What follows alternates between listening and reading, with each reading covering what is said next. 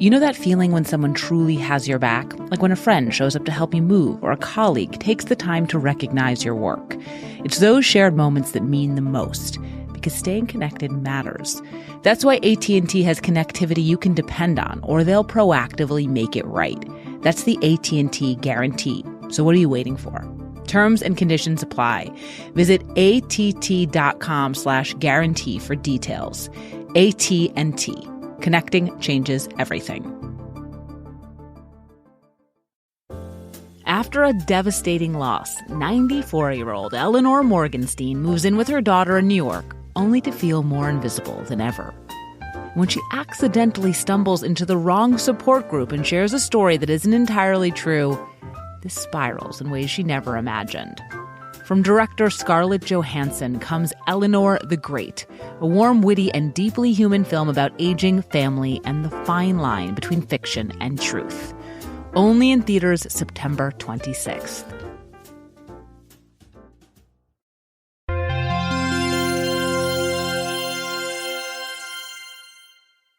For the last 20 years, Jack Hamilton has had a bugaboo about a certain kind of film. Yeah, it's kind of an odd one. It's pretty specific. It all began when Jack, who is Slate's pop music critic and a professor of American Studies and Media at the University of Virginia, watched a movie called Walk the Line. Walk the Line starred Joaquin Phoenix and Reese Witherspoon as Johnny Cash and June Carter, later June Carter Cash. Spoiler alert. I got to ask you how you came up with that sound. What sound? That sound everybody's talking about. Steady like a train, sharp like a razor. Yeah, I guess it just come out like that. The movie traces the arc of Johnny Cash's life and career, his tortured childhood, his rise to fame in country music, his descent into drug addiction, and his years-long courtship of June Carter. Rule number 1, don't propose to a girl on a bus. You got that? Rule number 2, don't tell her it's because you had a bad dream. June? What? Marry me. Walk the Line made nearly $200 million, and it got good reviews. Phoenix and Witherspoon were nominated for Academy Awards, and Witherspoon won.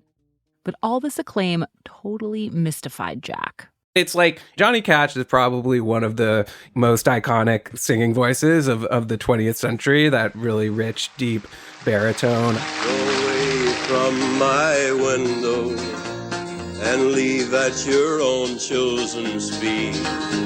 I'm not the one you want, babe. I'm not the one you need. That iconic voice is not the one you hear in Walk the Line. Instead of using Johnny Cash's own voice, they allowed both Joaquin Phoenix and Reese Witherspoon, neither of whom are singers, to perform the vocals themselves with some generous helping of auto-tune, at least to my ears. And I just found this completely baffling.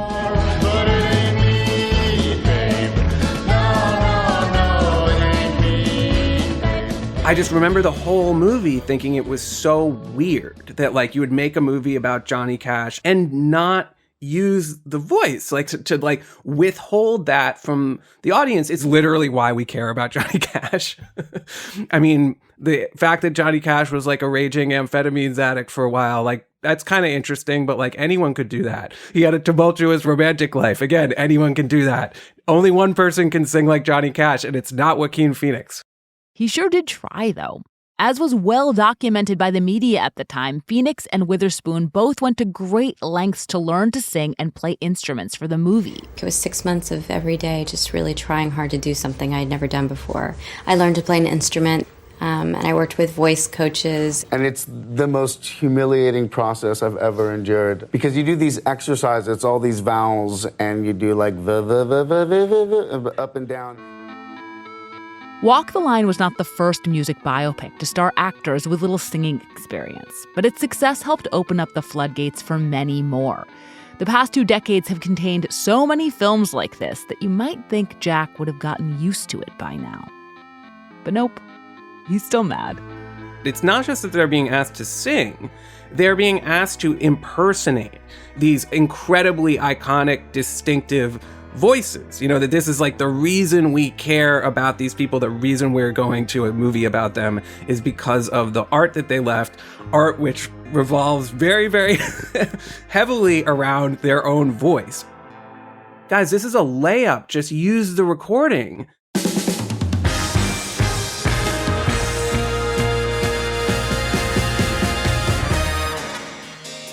This is Decoder Ring. I'm Willa Paskin. Loretta Lynn, Jim Morrison, Hank Williams, Elton John, Judy Garland, Aretha Franklin, Elvis Presley, Amy Winehouse, Bob Dylan, Bruce Springsteen. These are just some of the beloved vocalists who have gotten the biopic treatment, but with their voice, the very quality that has made them indelible, lasting, important, replaced with that of an actor. This has become so normal that most of us don't think about it. But it's actually a very strange state of affairs. And in this episode, we're going to figure out why on earth, or at least in Hollywood, they do things this way. The answer is entangled with who sings in all kinds of movies, not just biopics, goes all the way back to the dawn of the talkie, and involves a complex and muddled understanding of what exactly constitutes authenticity. A notion bound up in time, taste, and as you'll also see, national borders. So today on Decoder Ring, how do we decide who sings in the movies?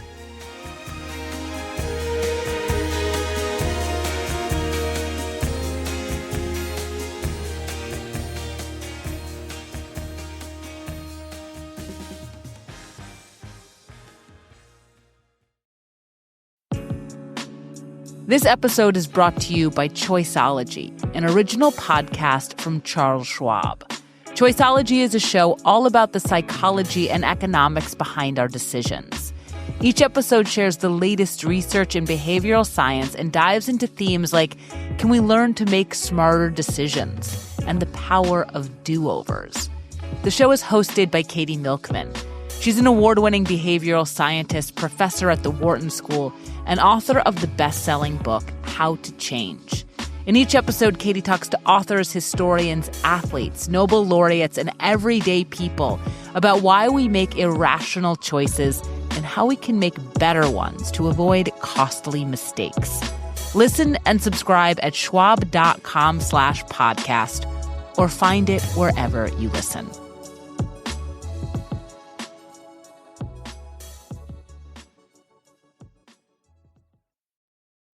This episode is brought to you by State Farm. Checking off the boxes on your to-do list is a great feeling.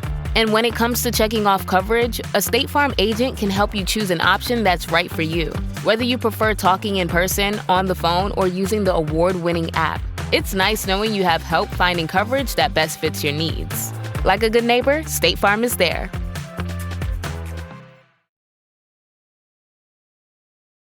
Chances are that in just about any movie made in the last few decades, when an actor opens their mouth to sing, the voice you hear will be their own. But this is not some unchanging static fact of film. What you're supposed to hear when an actor unhinges their jaw is a matter Hollywood has been negotiating since the dawn of sound. Wait a minute, I tell you, you ain't heard nothing. You want to hear toot-toot-tootsie? All right, hold on. The first widely distributed feature-length film with synchronized sound is famously the 1927 musical, The Jazz Singer. Toot-toot-tootsie, don't cry. It's actually mostly a silent film, title cards and all, but it does have a handful of songs, some of them performed in blackface by the movie's star, Al Jolson. Kiss me pretty, and then, ow, ow. Jolson was a major force in vaudeville and on Broadway, and the opportunity to see the world's greatest entertainer sing at the local movie theater turned The Jazz Singer into a sensation. Movie studios immediately rushed an avalanche of other musicals into production. The musical, for a good 2 or 3 years, became the primary genre in Hollywood because it was so commercial to show off the fact that you could synchronize sound and pictures with dancing in particular. Dominic Broomfield McHugh is a musicologist and editor of the Oxford Handbook of the Hollywood Musical. During this period, there's remarkable creativity, and it's all about the technology, really, and studios figuring out how to make it work. They tried all sorts of things. Action. Sometimes studios brought an entire orchestra on set and recorded everything live. The voice of the girl singing is caught by the microphone above her head. But that was expensive and time-consuming. And as filmmakers started using more sophisticated camera work, it became a hindrance. because you don't want to just watch it static like you're in a theatre. You want to see them in different angles for different verses or different lines. So if you're recording the singing live on set, it's very hard to join all of that up so that it sounds acceptable. By the mid-1930s, they'd landed on a solution: playback. Our love affair. Playback means the songs are pre-recorded in a studio, and then those recordings play back while the actors lip-sync on set. This became standard practice, and it remains so to this day. Once actors in musicals were all lip-syncing anyway, Hollywood quickly realized that it was possible to make any voice you want come out of an actor's mouth. Don't you get it? Use Kathy's voice. Lena just moves her mouth and Kathy's voice comes over singing and talking for her. That's wonderful.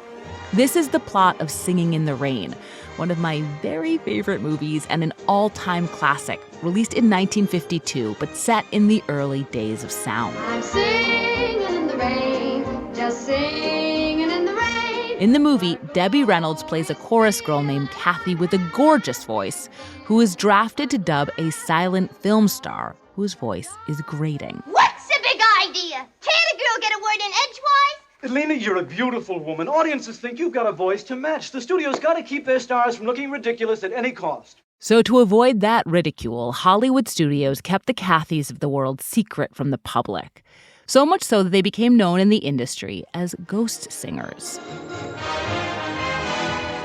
By the 1940s and 50s, ghost singers were everywhere, which is also to say that actors lip-syncing to voices other than their own had become commonplace.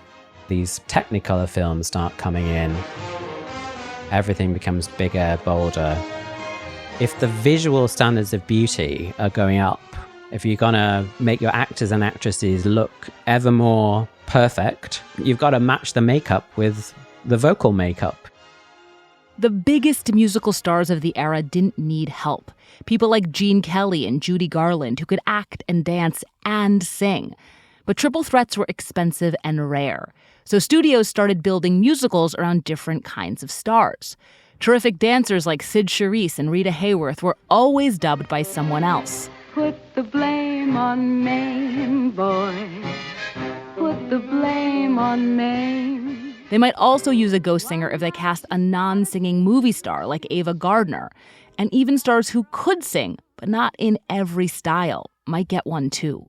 He holds her in his arms. This is why even Debbie Reynolds, who played the ghost singer Kathy in Singing in the Rain, ironically ended up dubbed herself for the movie's ballads by a ghost singer. Would you?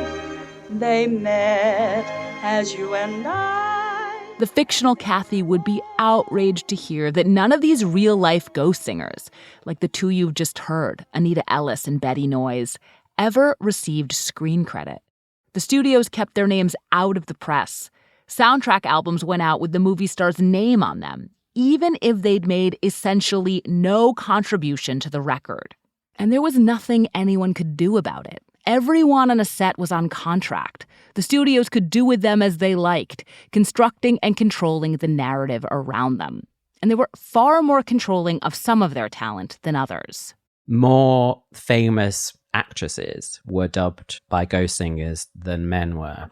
There are men who were dubbed, but in so many cases, the men were allowed to get through songs however they liked. Oh no, I was mad not to have seen the change in you.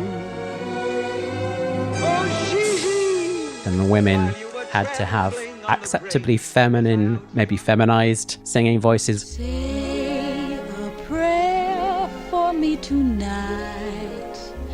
I'll need every prayer. The effect was not always seamless. Moviegoers might have noticed, for example, that the dancer Vera Ellen sang with an entirely different voice from film to film. Or maybe that Vera Ellen in White Christmas sang with the same voice as Kim Novak in Pal Joey. Or that the black movie star Dorothy Dandridge was dubbed by a white opera singer in Carmen Jones. That's fine. But in general, ghost singing was a kind of open secret, and studios and the audience alike seemed united in wanting to keep it that way. The thing about an open secret, though, is that it's precarious.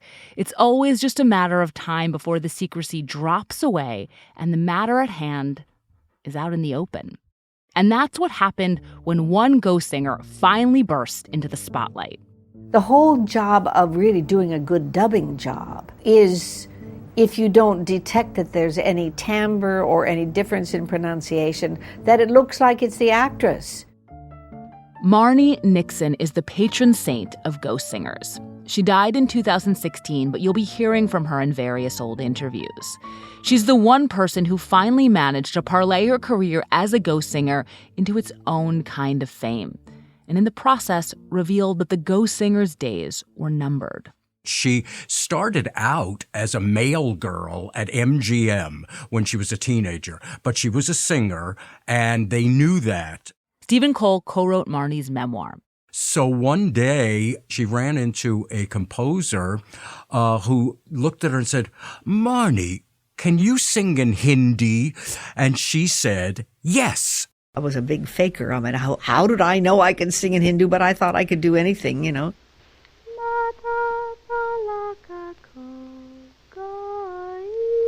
The film was The Secret Garden from 1949.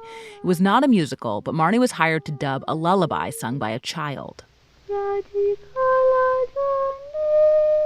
She had a great ear and perfect pitch. She could imitate anybody. She could imitate accents. And so that started it. After that, Hollywood regularly began calling on Marni for dubbing jobs. She never thought of that as her career, though. Her true passion was for classical music.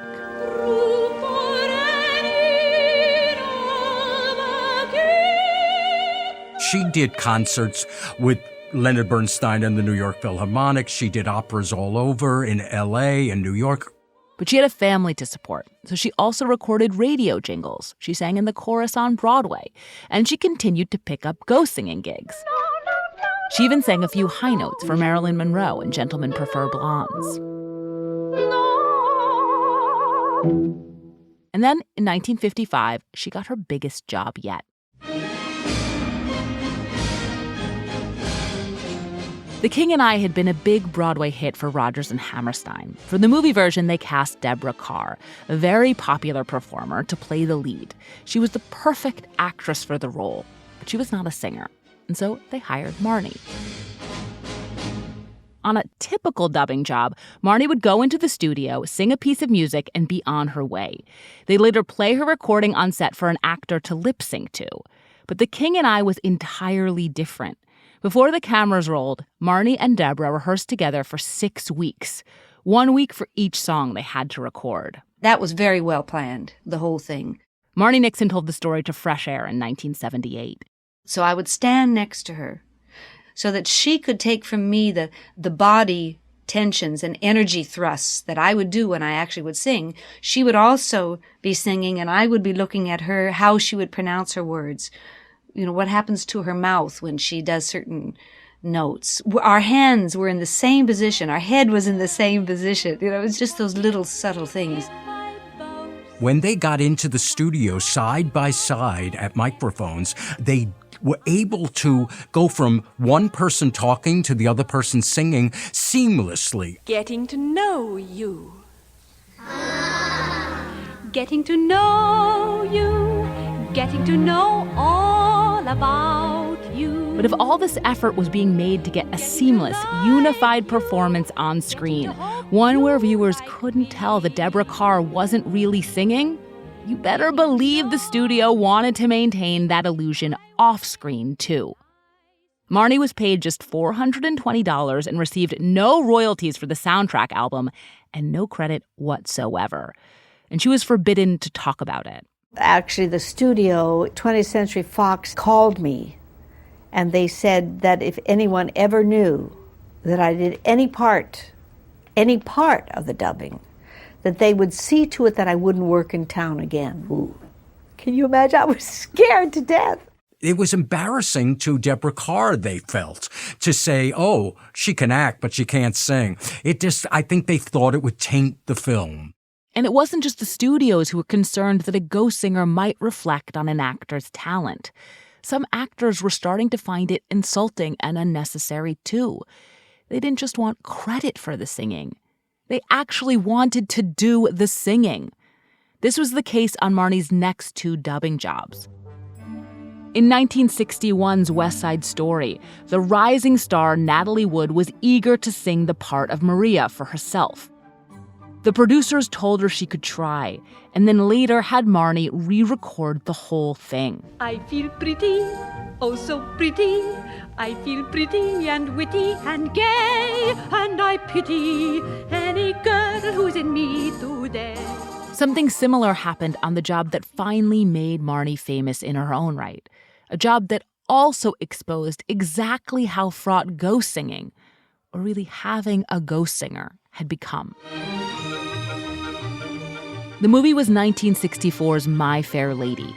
The role was Eliza Doolittle, played on screen by Audrey Hepburn. I want to be a lady in a flower shop instead of standing at the corner of Tottenham Court Road. But they won't take me unless I can talk more genteel. Hepburn, like Natalie Wood, wanted to sing the part herself. But within the studio system, even a bona fide movie star like Audrey Hepburn didn't have the power to make sure her voice would be used. All she could do was try to sound as good as possible. So she was taking voice lessons. Marnie would help coach her, in fact, and wanted her to be as good as she could be, not knowing how much they would use and how much they would not use of her vocals. But in the final film, it's mostly Marnie. In fact, the only song Audrey sings a substantial part of is Just You Wait. Ho, ho, ho, and 3 against.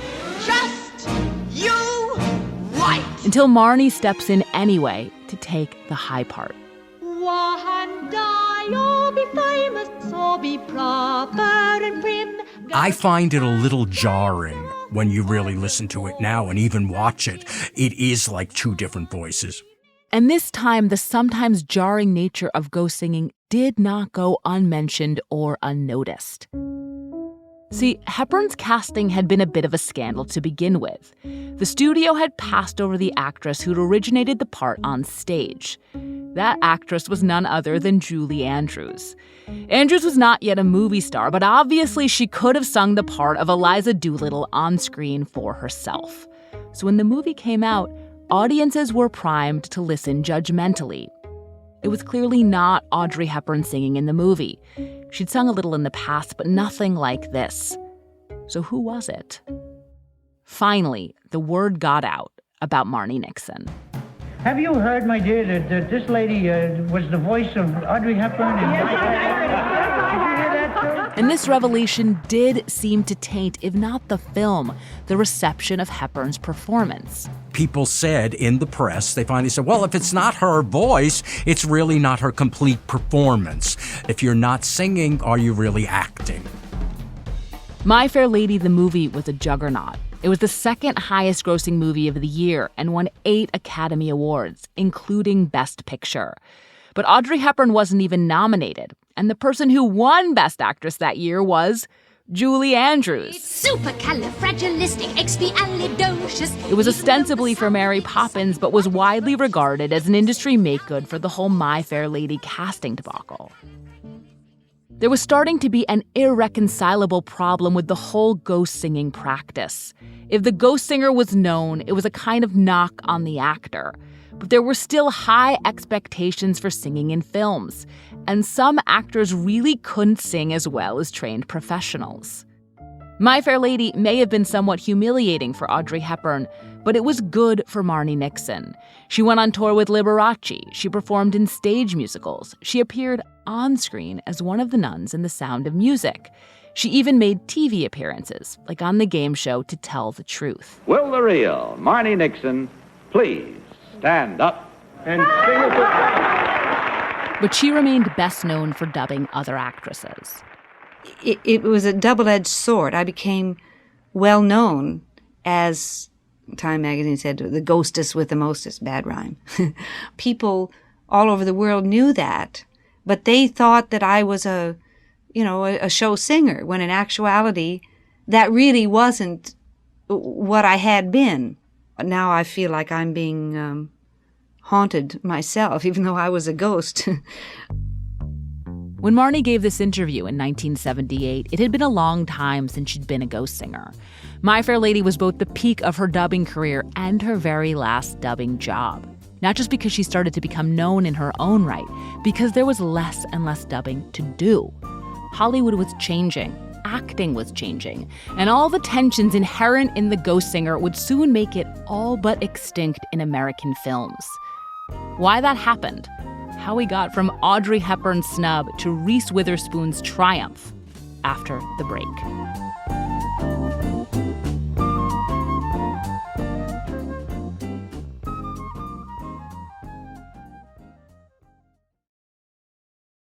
Everyone can use a little help to shape the direction of their lives, from fitness routines and mental resilience to navigating personal goals and tackling burnout. That's what the Life Kit podcast from NPR is here to do. If you're looking to move with more intention or just need thoughtful guidance on living better, Life Kit delivers strategies to help you make meaningful, sustainable change. Life Kit offers real stories, relevant insights, and clear takeaways to help you meet those large and small decision-making moments with confidence and clarity. Get help tackling common sense issues like relationships, finances, parenting, and your career. Then walk away with a game plan you can implement right away. Life Kit isn't just another podcast about self-improvement. It's about understanding how to live a little better starting now. Listen now to the Life Kit podcast from NPR.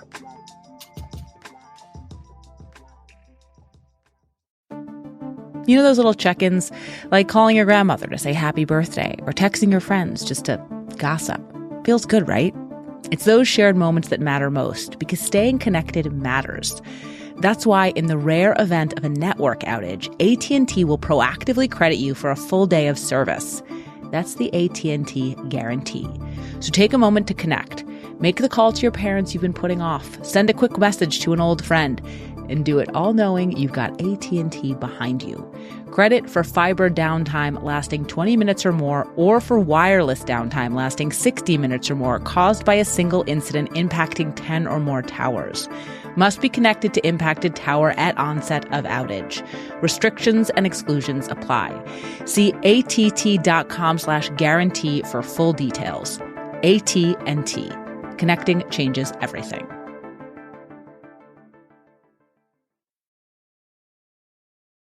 So during Hollywood's golden age, it was very normal for the studios to prioritize having great singing in their musicals, even if that meant some of the stars didn't sing for themselves. And in the early 1960s, two lavish movie musicals doing exactly that, West Side Story and My Fair Lady, which both featured the voice of Marnie Nixon, earned box office bank and Oscar glory. But this is almost impossible to imagine today. A musical can still be a commercial and critical hit, but one with ghost singers? No way. So what happened? I reached out to someone I knew could explain. And this is good, my volume-wise? That was perfect and great. Hello! Isaac Butler is a culture writer and frequent contributor to Slate. Do you know what you're here to talk about? I'm here to talk about why we want actors to do their own singing in movies. Yes! Okay, cool. Isaac has written extensively about Hollywood in the 1950s and 60s, Marnie Nixon's heyday, but also when American acting starts to change. And it's changing because of this new generation of younger actors who are all studying with various teachers who are following in the footsteps of this Russian theorist and actor and writer and director named Konstantin Stanislavski. And Stanislavski's ideas are all about truth. They're all about realistic human behavior, recognizable emotions. They want to demonstrate their verisimilitude. They want to convince you that this person is real. To really tell the truth, not to pretend, to not act as though I feel bad, but to feel bad. The most famous version of this new brand of acting is The Method. You may remember we did a whole episode with Isaac about his book on the method. At its best, it's a new level of electrifying reality and truthfulness that people had really never seen before. Over the course of the 1950s and 60s, these ideas seeped into and spread throughout Hollywood. At the same time, the old studio system was slowly disintegrating, and when it finally gave way entirely, it was thanks in part to the movie musical.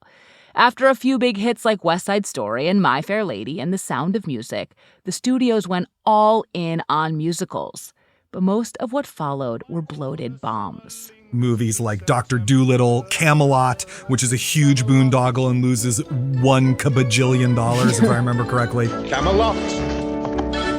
Camelot. I know it sounds a bit bizarre. By the time you get to the late 60s, the studio system collapses. And then out of that arises this thing called New Hollywood. Limping along and out of ideas, Hollywood handed over the keys to the kingdom to a younger generation of directors and actors who were steeped in the ideals of the method.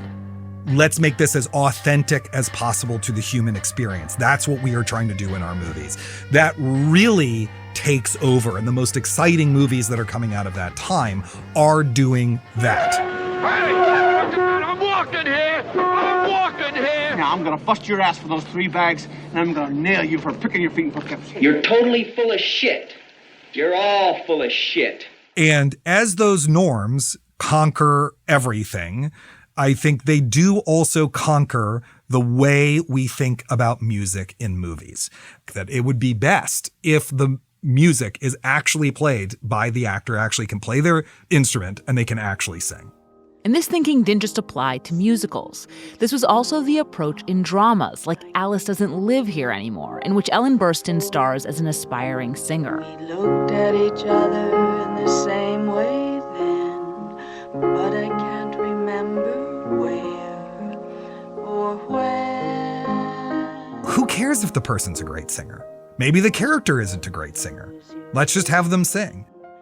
And soon this philosophy comes to movies about characters who are great singers, some of the greatest in living memory.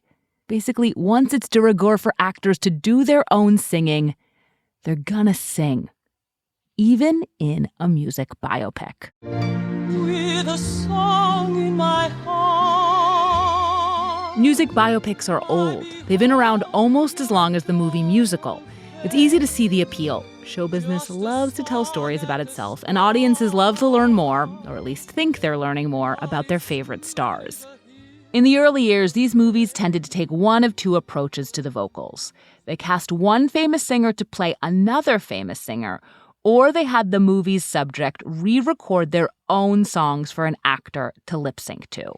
But in the 1970s, actors who were not singers began going to great lengths to try and sound like famous musicians. Every day it's getting closer. In 1978, Gary Busey lost 32 pounds and learned the guitar to play Buddy Holly. And when the country star Loretta Lynn handpicked Sissy Spacek to play her in the 1980 biopic Coal Miner's Daughter, it was not because of Spacek's singing ability. I'd never seen one of her movies. I had never seen her or read about her. And I picked her out of a big stack of 8 by 10 pictures, and I said to my manager, I said, this girl right here, Sissy Spacek, will be the coal miner's daughter. The filmmakers planned to have the actress lip-sync to Lynn's voice, but Spacek insisted that she sing for herself, that she couldn't do the part, couldn't capture Loretta Lynn's character without singing. There is something to be said for learning how to sing like that person, just like learning how to walk like that person, learning how to shave your face like that person, whatever it is. You will learn something, maybe it can't even be expressed in words, but you will learn something mysterious and special about that person. Spacek did have some singing experience. She'd briefly tried to make it as a folk rocker before becoming an actor. And now she immersed herself in Loretta Lynn's music, singing along with tapes until she could nail the voice. She also spent 2 months in Nashville rehearsing with Lynn's actual band before filming the movie. To make it even more real, the music was recorded live on set. Well, I was born a coal miner's daughter in a cabin on a hill in Butcher Holler. Spacek's commitment paid off. She won the 1981 Academy Award for Best Actress. This was the same year that Robert De Niro won Best Actor for another biopic, Raging Bull, for which he famously reshaped his body twice over to play the boxer Jake LaMotta at his peak and at rock bottom. I recall every fall, every hook, every jab, The worst way a guy can get rid of his flab. As you know, my life wasn't drab. Spacek and De Niro won in the same year with 2 biopics and 2 transformations. Learning to sing and play an instrument is not known as going method, the way gaining 60 pounds is. But the rewards for both could be just as sweet. And so for decades now, dozens of actors have put a tremendous amount of very public effort into becoming musicians. Well, you may go to college, you may go to school, you may have a pink Cadillac, but don't you beat nobody's fool. Now, baby, come back, baby. That's Austin Butler as Elvis Presley. He got so far inside the king that he supposedly couldn't shake the accent for months. Last year alone, we got Angelina Jolie singing as the legendary opera diva Maria Callas, Marissa Abella as Amy Winehouse, and Timothy Chalamet as Bob Dylan. Oh, where have you been, my blue-eyed son? And we got copious media coverage of them all. In the lead up to these movies' releases, and then as part of the seemingly inevitable Oscar campaign, there's typically a ton of attention paid to how much the actors prepared. I was a non-guitar player, I was a non-harmonica player before the movie started. Really? So what would have been a months-long structured process became a years-long side passion. It just gave me a lot of time to live in this space, to live in this role, and to soak in the embers of the 1960s. As viewers, we seem to lap it up. So part of why you're going to Elvis is to see Austin Butler become Elvis, right? Like, it's like, oh my God, this is so wild. I mean, that's sort of what the biopic is often predicated on. We're going to put this actor in a whole bunch of prosthetics, you know, and they're going to like kind of imitate the way they talk. That's my Meryl Streep as both Julia Child and Margaret Thatcher. And then, you know, we're just going to be so wowed by that transformation. Obviously, there is this, seems like this very obvious connection to sort of like the Robert De Niro gaining 50 pounds. Right. Which is like, it's a showing your work thing. Yeah. So like, even if you aren't great, like the effort, we want to see the effort. Yeah, totally. I think part of the popularity of that, particularly with awards voters, is that very showing the work thing, because acting is so mysterious and hard to describe, and it's hard to know when it's good or not. But you can tell whether someone has convincingly become Johnny Cash or not, right? And you can tell all the work they did to convincingly become Johnny Cash, or maybe they didn't. And all that work does something else too. It helps keep the actor in the spotlight. On screen, they may be trying to disappear, but off screen, the focus is squarely on all their labor. And so these movies get the benefit of appealing to fans of the biopic's subject and its star, to fans of Bob Dylan and Timothy Chalamet. This arrangement benefits so many people: stands, movie studios, the owners of a musician's back catalog, that maybe it doesn't matter, that it may not be the best way to get to the truth, which, if you recall, is the whole reason that actors started singing for themselves in the first place. I just want to dig into this because it's actually just very muddled, specifically the singing thing. So like, okay, you are trying to put on weight or lose weight or train as a cobbler because you're trying to be more like the person. Yes. So it's like, if all of this comes out of a desire, an urge to be more real, to more accurately reflect the character. Right. We have somehow taken that into a situation where to more accurately reflect the character, one of the greatest musicians that has ever lived, almost definitionally, we will most accurately represent that character by singing ourselves? You know, like, yeah. Yes. It's very odd. I mean, and then I'll go one more for you, right? Most of the time they're lip syncing anyway. They're lip syncing to their own vocal track, but they have recorded that vocal track elsewhere. And that vocal track is sweetened, and there's a lot of isotope post-production software put on it so that it sounds really amazing, and the breathing is at the good right time, and all sorts of that stuff. And it's probably edited together from multiple takes. So they are already lip syncing. It's just they're lip syncing to their voice. Now, to be fair, sometimes they're not lip syncing. They are actually singing live, like Sissy in Coal Miner's Daughter, Timmy in the Bob Dylan movie, and Renee Zellweger's Oscar-winning turn as Judy Garland. There's just no let up the live long night and day. You know, I feel it's important sometimes on the camera to catch the sort of physical exertion of performing. That's Rupert Gould, the director of Judy, explaining why he wanted Zellweger to do her own singing. In the interest of realism, replicating Garland's voice was less important to him than capturing the immediacy of live performance. You know, the sweat that pours off the performer, the way the sinews move on the neck, the dilation of the pupils. It's sort of like a very gladiatorial, like dream state that they're in. And I'm sure there's a way of capturing that with someone else's music, but I thought it was going to be more visceral. But having the actor do their own singing can also backfire and make the effect less visceral, less real. And for an example, Jack Hamilton, the music critic you heard from at the beginning of this episode, would direct your attention toward last year's Amy Winehouse biopic, Back to Black. It was really dreadful. I mean, even by the standard of music biopics. I don't wake up in the morning and bang out 10 hits by lunch. I need to live my songs. Jack blames a lot of that on having the movie's star, Marissa Abela, do her own singing. Feel like a lady, and you're my lady boy. You should be stronger than me. She sounds like an amateur, like a talented amateur. And however you feel about Amy Winehouse's music, she had a phenomenal singing voice. So you're dealing with this weird thing in the movie where you've got this woman who's on stage at like a small jazz club and she's singing and she sounds just kind of like someone who would be doing karaoke out at a bar. And everyone within the world of the movie has to act like it's the greatest voice they've ever heard in their life. Amy, you got a voice. It's right up there. It's one of the best I've ever heard. I mean, you've got to know that. It's a total failure of storytelling, I think, because you're like, why is everyone acting like this person's the greatest singer they've ever heard in their life? I can hear them sing and they're not that good. For this very reason, there often seems to be a kind of carve-out for biopics about particularly virtuosic singers. No one tasked an actor with mimicking the voice of Whitney Houston or Freddie Mercury or doing the distinctive rasp of Ray Charles. She gone with the diamond ring. She knows how to shake that thing down. A music biopic that I actually think is pretty good as far as these things go is Ray, the Ray Charles biopic that stars Jamie Foxx. Jamie Foxx, who is actually a good singer.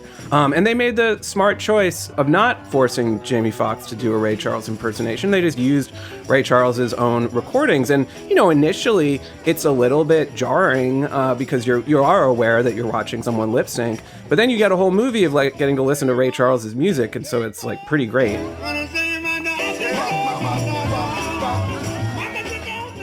Jamie Foxx, for what it's worth, won an Oscar for Ray.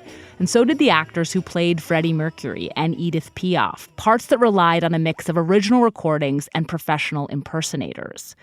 So it's not necessarily a knock against your performance if you're lip-syncing to someone else's voice. But this approach definitely gets less attention. The stars who sing for themselves take up more and more oxygen every year. Right now, the hype about Jeremy Allen White learning to sing like Bruce Springsteen is everywhere for a movie that hasn't even opened yet.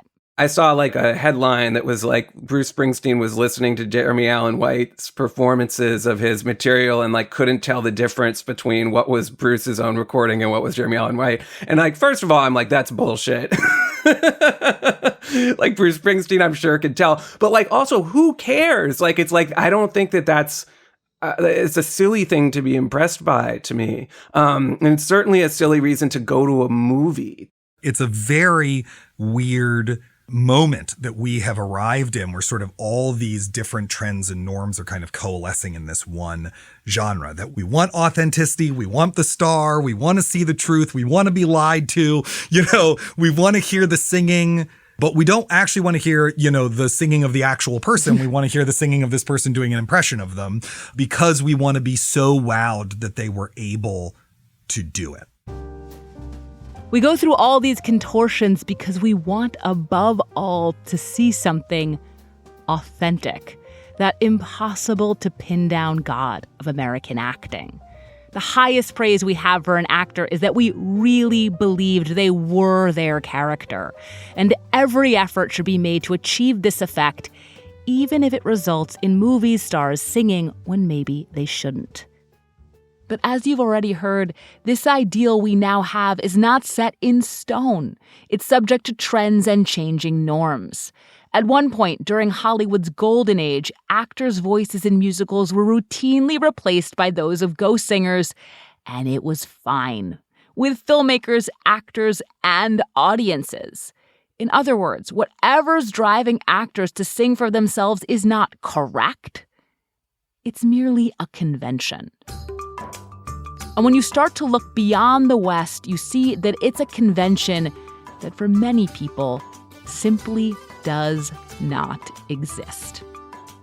When we come back, we fly from Hollywood to Bollywood, where the professional ghost singer is not a ghost at all.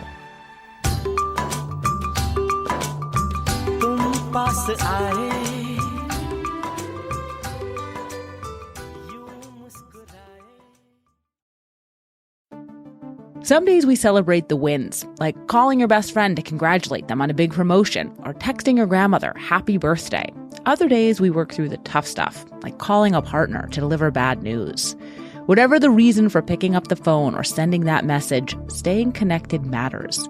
That's why in the rare event of a network outage, AT&T will proactively credit you for a full day of service. That's the AT&T guarantee. So what are you waiting for? Send that message to someone you miss. Make that call you've been putting off, because those are the moments that matter most. AT&T. Connecting changes everything. Terms and conditions apply. Credit for fiber downtime lasting 20 minutes or more, or for wireless downtime lasting 60 minutes or more caused by a single incident impacting 10 or more towers. Must be connected to impacted tower at onset of outage. Restrictions and exclusions apply. See att.com/guarantee for full details. This episode is brought to you by Saks Fifth Avenue. Saks Fifth Avenue makes it easy to get creative with your personal style and find the best arrivals for fall. Transitioning from summer outfits to a fall wardrobe is always a little bit of a hassle. And I find looking at Saks.com helpful. They make it easy and fun to browse the latest fall fashions and find pieces that fit together and that fit me. They have some really great chunky cardigans, some from Polo by Ralph Lauren that look extremely comfortable and fashionable, and I can imagine wearing them all around my house and also out on the town. But that's my experience with Saks.com. There's so much more to explore based on your personal style and what you're looking for. So this fall, whether you're trying out the latest fashion trends or curating a closet that stands the test of time, Saks has you covered. If you're looking for shopping to be fun and easy, then head to Saks Fifth Avenue for inspiring ways to elevate your personal style every day. Musical biopics are at least in conversation with things that really happened. They are movies about people who sing for a living. Whether an actor is challenging themselves to do that singing themselves or lip-syncing to an icon. Whether they're effectively doing karaoke or they're a puppet for the original recordings. When they sing, it's in settings and situations in which a real person sang. In other words, these movies aspire to be realistic. And yet, strangely, the same norms and expectations of realism that have prevailed in music biopics now also rule the day in a genre that is absolutely and intentionally fantastical. The good old movie musical.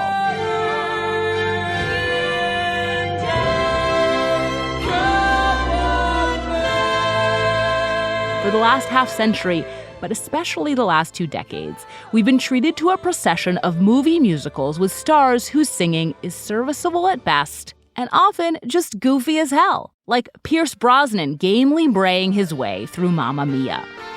Whatever happened to our love? I wish I understood.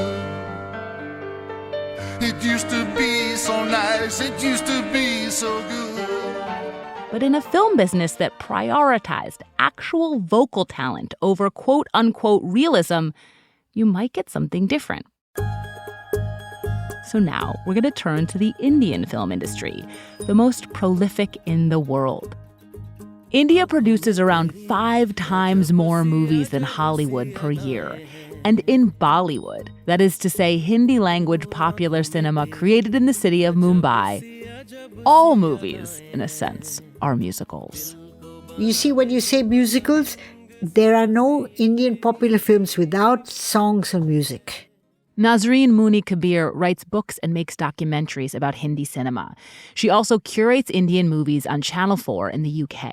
Since the very beginning that the sound came to Indian cinema, which is 1931, you have songs. These musical sequences appear in every genre. And in every genre, the on-screen actors are not the ones singing. This is the case in this romantic crime drama from 1951.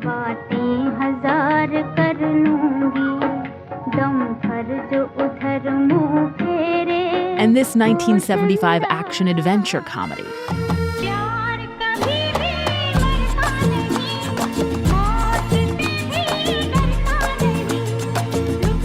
And this 2001 historical sports epic.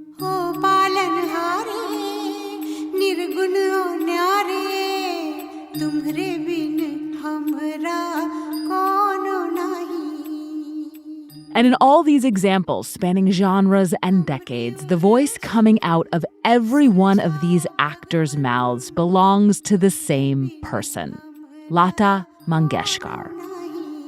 She was called the voice of the nation. She was called India's Nightingale. Or she was known wherever Indian cinema was known. Nazreen knew her personally. She wrote a book based on their extensive conversations.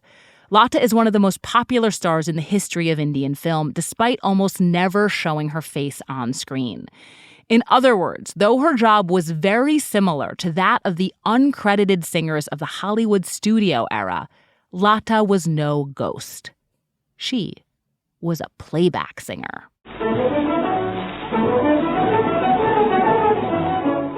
In the beginning, just as in Hollywood, there were no playback singers. In the early days of Indian cinema, the actors would be called singing stars, so they could sing their own songs. But with a couple of exceptions, they were better actors than they were singers. And Indian audiences can forgive bad acting, but they cannot forgive bad singers. So over the course of the 1940s, dubbing the songs became standard practice. Not just for a few movie stars, but for almost all of them. This is when Lata Mangeshkar got her start, when playback singers were still something like an open secret. Known about, but not really known. Lata started as a child, 12 and 13 years old, because she needed to earn money for the family. She was so good, she would be singing 4 songs a day. So she'd go from one studio to the other by train, hardly have time to eat or drink or whatever, and she worked so hard. In 1949, she sang for the movie that would change her life and the industry, Mahal, a horror film featuring one especially haunting melody. A very popular song of hers called Aayega Aane Wala.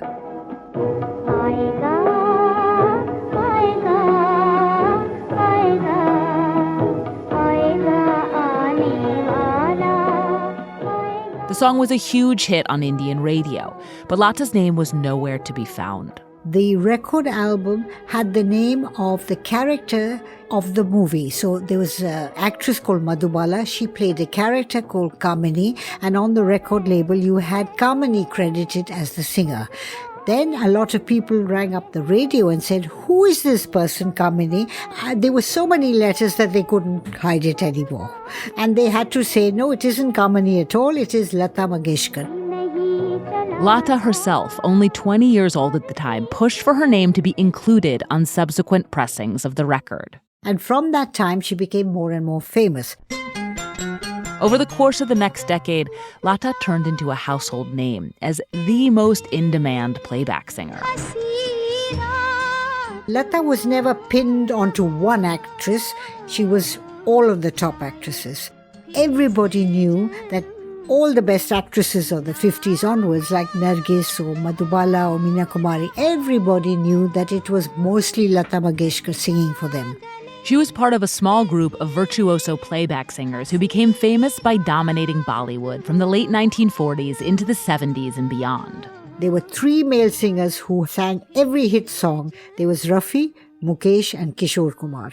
These 3 were it, and there was Lata, and there was Asha Bhosle, who was Lata's sister. So there was a monopoly for years, for decades. They didn't want any other voice. And this is different from how things were done in America. When the old Hollywood studios used ghost singers, they tried to preserve the illusion of a unified performance. The singer was supposed to sound like the actor. That's why they put effort into voice casting, trying to find the right singer to match the actor's speaking voice. And that's why Marni Nixon and Deborah Kerr worked so closely together on The King and I. But in Bollywood movies, there was no such illusion. There's an actor called Dilip Kumar. He could be singing in one scene with Rafi's voice. Everybody knows it's Rafi.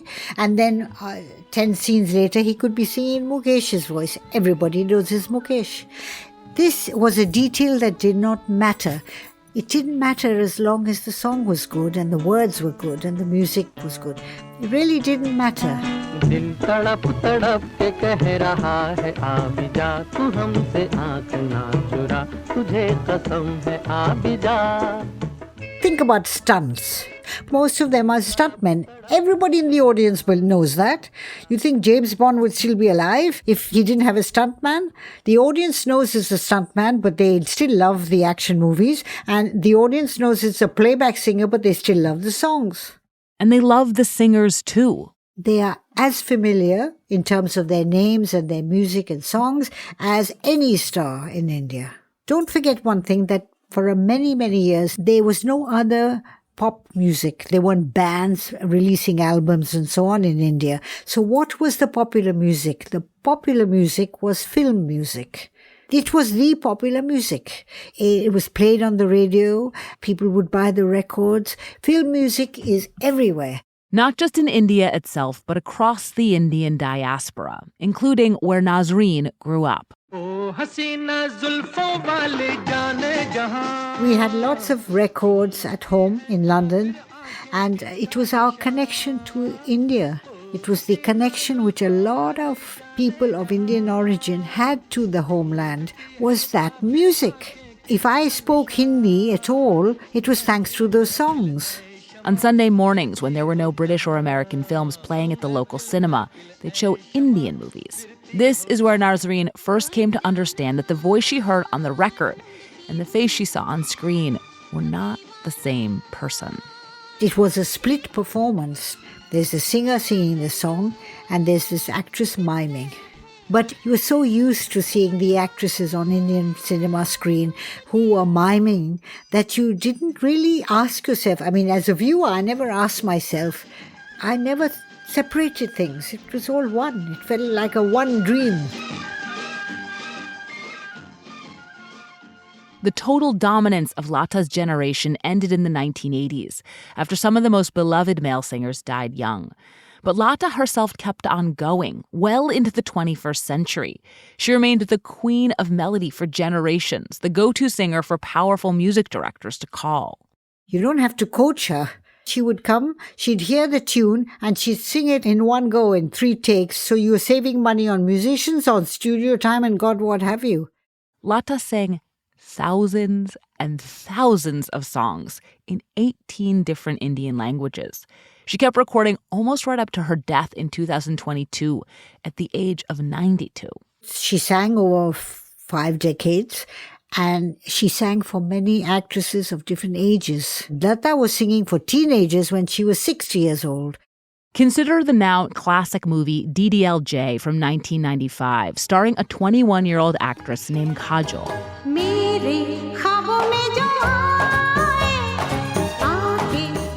On screen, Kajol dances around her childhood bedroom in nothing but a peach-colored towel, while Lata's 65-year-old voice comes out of her body.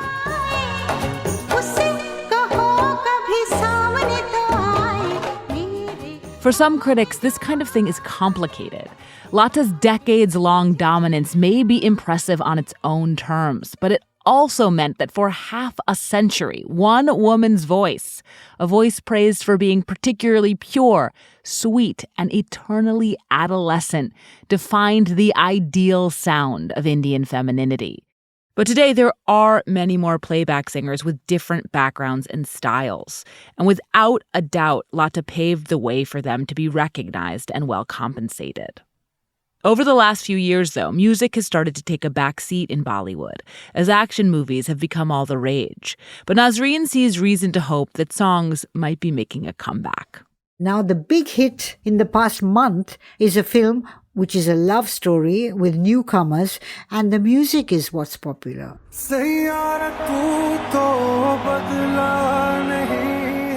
The name of the film is Sayara, and there's unbelievable popularity of that music, and it's film music.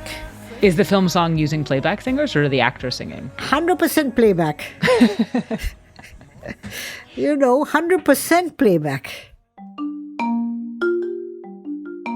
When it comes to movies, we all have our bugaboos. We all have the things that immediately snap us out of a story and make us shout, "What are you doing?" Maybe it's when an actor tries to imitate a beloved musician. Maybe it's when a beloved actor mouths along to a famous singer's voice. Maybe it's when the singing on screen isn't that good. Maybe it's when the singing on screen is too good. But whatever your bugaboo, if you take nothing else from this episode, it should be clear that there is no right way for movies to handle singing. There's just the priorities of each film, the cultural and historical context in which it was made, and how you like it. And if you really sit with that, well, it might just free you up to like a whole lot more movies. Hey, get rhythm. When you get the blues, come on, get rhythm. When you get the blues. This is Decoder Ring. I'm Willa Paskin. If you're interested in hearing even more about the intricacies of ghost singing and biopics, I have 3 recommendations for you. The first is Jack Hamilton's great Slate piece about all of this. It's the full articulation of his bugaboo, and it's called "The Problem with Music Biopics is Bigger Than Just the Cliches," and we'll link to it on our show page. The second is the Slate Culture Gabfest episode called "Chalamet Goes Electric," a great discussion about, yes, Timmy Chalamet's turn as Bob Dylan in last year's A Complete Unknown.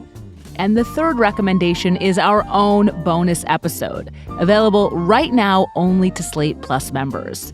It's all about something we referred to in this episode, but did not get into in detail: the drama surrounding Marni Nixon's vocal work on West Side Story. Natalie Wood absolutely did not want to be dubbed. She really believed she could do it. To hear more, sign up for Slate Plus. You can do that from the Decoder Ring show page on Apple Podcasts or on Spotify. Or you can visit slate.com/Decoder Ring Plus to get access wherever you listen. This episode was written and produced by Max Friedman. It was edited by me and Evan Chung, our supervising producer. Decoder Ring is also produced by Katie Shepard. Merritt Jacob is senior technical director. We'd like to thank Jason Beester-Jones, Robert L. Friedman, Nitish Pawa, Shruti Rajagopalan, and Gabriella Steinberg. If you have any cultural mysteries you want us to decode, please email us at decoderring@slate.com or call us on our Decoder Ring phone number. That is 347-460-7281. We love to hear from you guys. And we will be seeing you in 2 weeks.